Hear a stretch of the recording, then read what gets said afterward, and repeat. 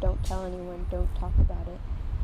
I'd like to say I had an eating disorder, but I'm still actually struggling with that. Bulimia is what it was. Binging, purging. I didn't really binge, I mainly purged.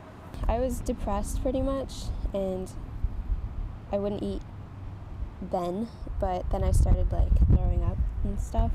Because people around me that I knew had eating disorders, and they lost weight extremely fast, and it was thin and beautiful, and that's what I wanted to be, thin and beautiful. Always really had problems with my weight since I was in 6th grade. To visit my cousins in Santa Barbara, and we went to this mall, and there's this weight thing there to see if you were overweight, and I went on it as a joke because they're all really big, and it said I was overweight, and that kind of hit me, and I was 11, and I was oh, I'm fat. And I think that was the first time when I actually started having an eating disorder, which then it was just not eating, or anorexia, if you want to put it that way.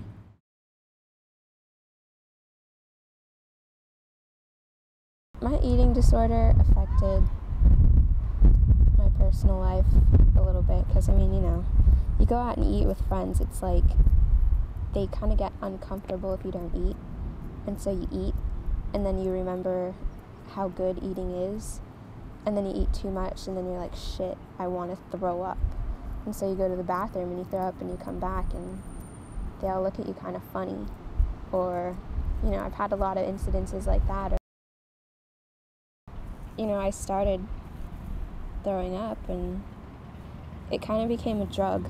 You get addicted to not eating, and then overeating, and then just letting it all out. It's it was almost therapeutic for me, actually. I think it's definitely a mental disorder, because once you get into that mindset that, oh, you have to be thin, or, thin is good, chunky, fat, anything else is not. My family would always say stuff, my dad would always be oh, you look at all that baby fat, and just stuff like that, and my grandpa would always say, oh yeah, Lisa's a good eater, I'm not blaming them, but they always were I'm not saying you're fat, but you could lose some weight, so I did. It became kind of an obsession, being thin, beautiful. You see thin people everywhere, and they're looked at as hot. It's sexy to be thin, and that's what I wanted.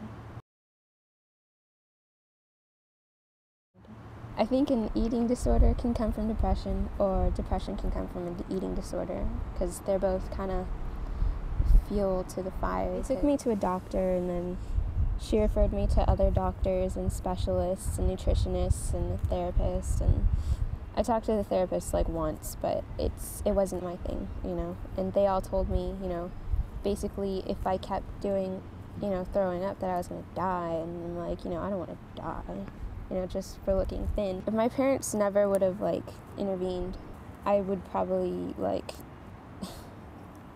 be a stick right now.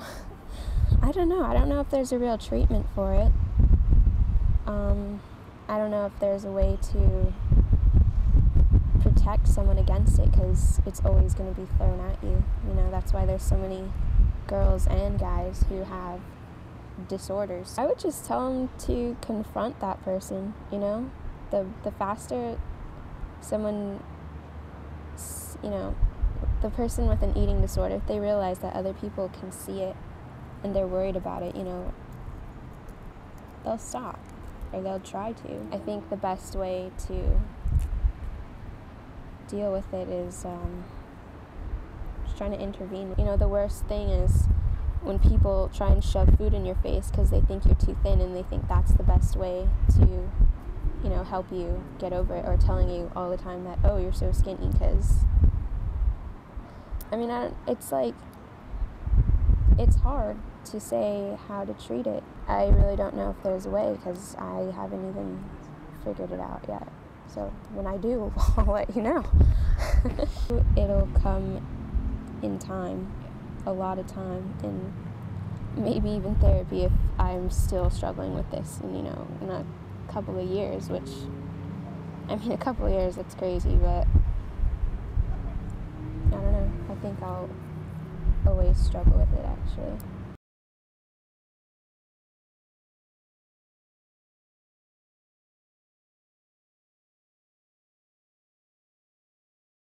If you have an eating disorder, just try and deal with it the best you can. Even if you can't get help, there's no shame in that. There's really no shame in that. Pride, set it aside. That was a big thing with me, was pride.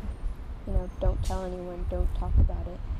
It's like a don't ask, don't tell kind of thing with eating disorders, but, and if you know someone who does, or you think one of your friends or family, or even just someone you vaguely know, talk to them, because I think people are always willing to talk about their problems. They just need someone to listen.